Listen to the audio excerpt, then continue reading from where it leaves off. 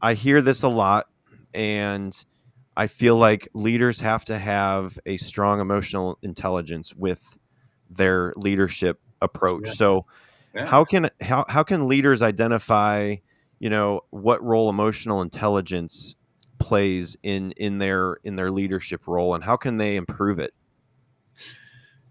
Yeah, that's a great question. Because we do training on emotional intelligence because it's so important. In Yeah. fact, it's crucial since it really provides the raw materials for the different leadership skills that we also teach. It sort of forms a foundation because it really helps leaders to handle stress. It helps people to be able to deliver good feedback to people. It helps to create a positive work environment. So Yep. there's a lot of reasons why it's important.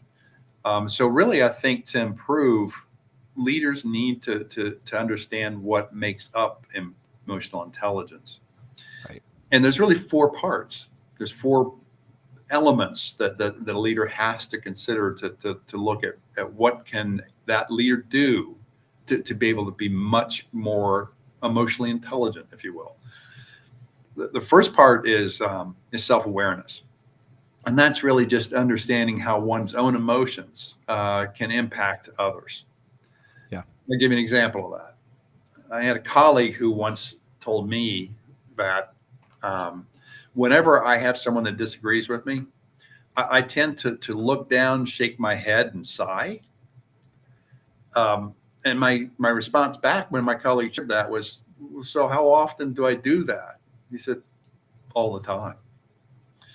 I said, "Does anybody notice?" He said, "Oh yeah, everyone notices, Terry, when you do that." I, I didn't know. I didn't know I was doing that.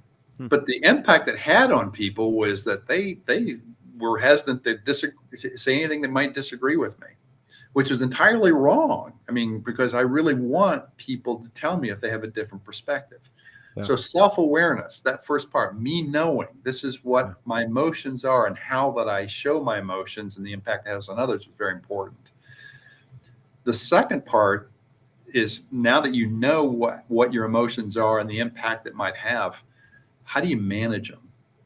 So that's knowing how to make those little course corrections when you know that emotions may get in the way. Yeah.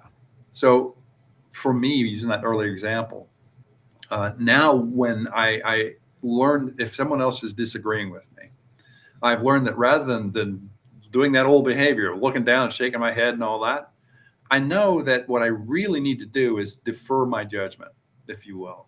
That is, take my judgment and put it in another place because what I really need to do is listen. I really need to pay attention and see what's there.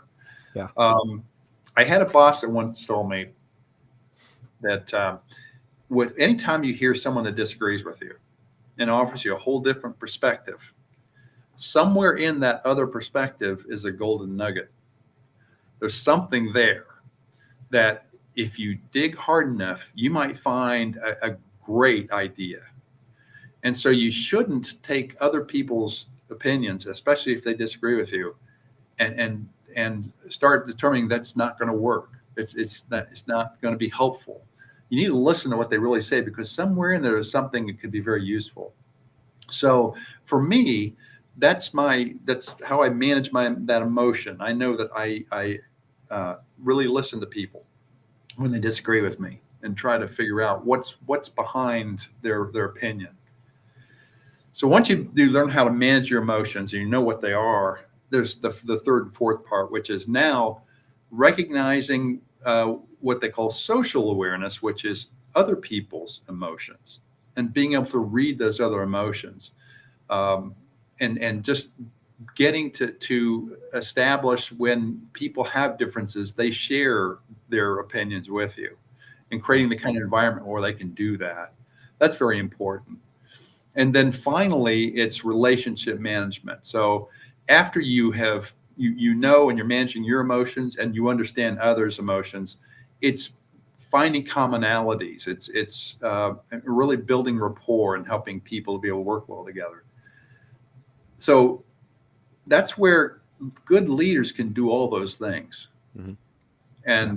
And but that's one of those things that takes It's a little bit of work to be able to get there, but it's very important because, like I said before, it really forms the foundation for so much that goes into being a good leader.